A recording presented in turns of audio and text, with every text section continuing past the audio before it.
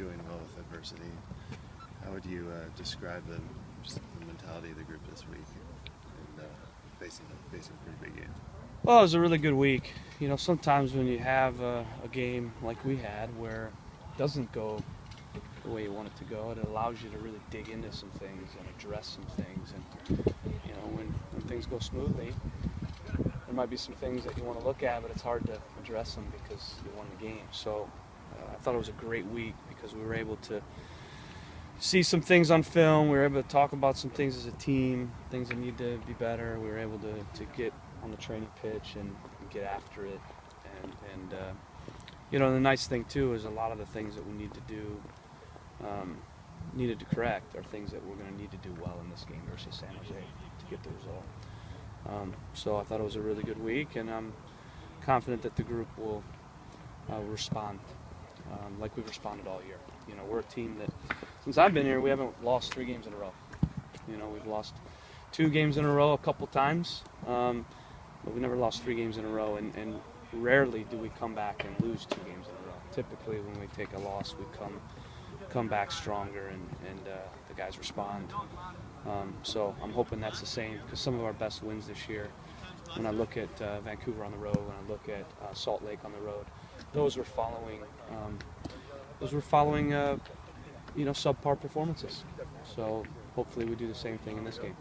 What are some of the things that you're looking at that you're going to have to do well against San Jose? I don't really want to talk about those things because that would give them obviously a window into what we're going to do on the day. And, but I think, you know, you look at last game, obviously we didn't manage the lead. If we're going to be a team that makes the playoffs, we're going to have to win games. But to win games, you got to be able to manage a lead. So when we get up on San Jose, hopefully, we have to do a better job of you know, shutting the game down. You know, obviously look at Wando. He's a guy that's, you know, dangerous. And last time we played them, we talked about all week managing him, you know, his movement in the box and getting on the inner crosses, and you know, he finds a goal somehow. So, you know, that's a big thing. They're a team that looks to get service in the box. You know, they're a team that's going to, you know, try to hit us on set pieces. So those are moments that we need to manage well. I'm confident we'll play well. I'm confident we'll be in the game. I'm confident we'll score goals.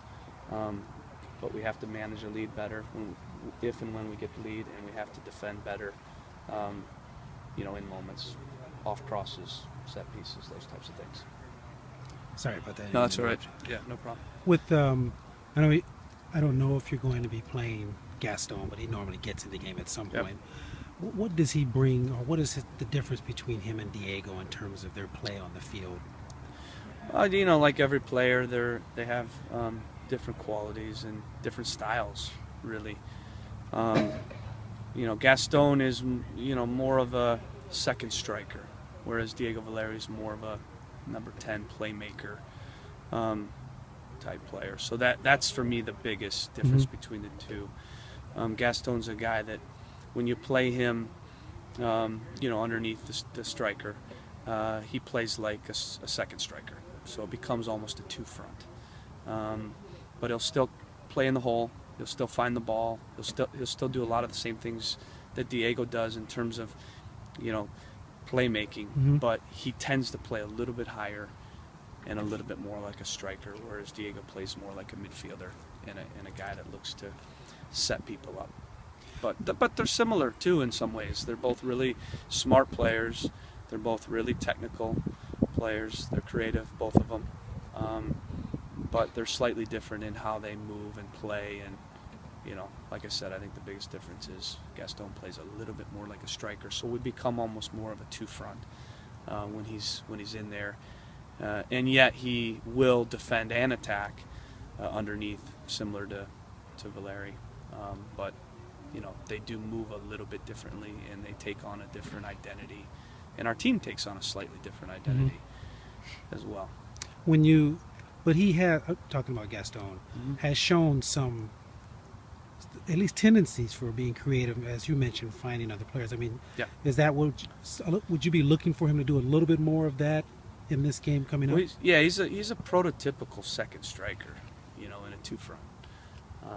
So, like I said, if you look at our system, you know, kind of a 4-2-3-1, it quickly and pretty easily transforms into a 4-4-2.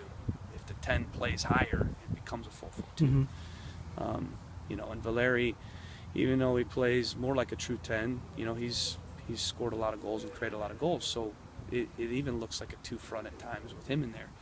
But with Gaston, you know, whether you call it a 4-2-3-1 or a 4-4-2, you know, I think the differences between those two systems when Gaston's in the game is pretty minimal. You know, it looks like both. You know, it looks like a 2-front. It looks like at times like a 1-front with a 10.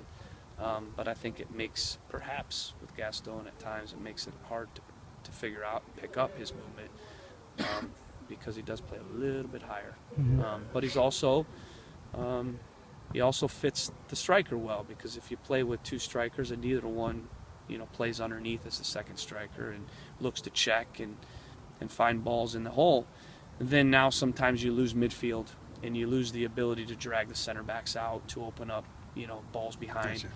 And so, you know, if you, for instance, if you play with, you know, a Maxirati, sometimes you miss that second striker and you now lose a lot of the things you want out of having three in the midfield, especially against playing a San Jose who plays two in the center of the park at times. You know, so you don't want to lose that, and you also don't want two strikers playing together that are looking to do the same thing, which is why we don't typically play Adi and Maxi together. We've tried it in training, and, you know, they're both the same guy in terms of, you know, looking to run behind, hold the ball.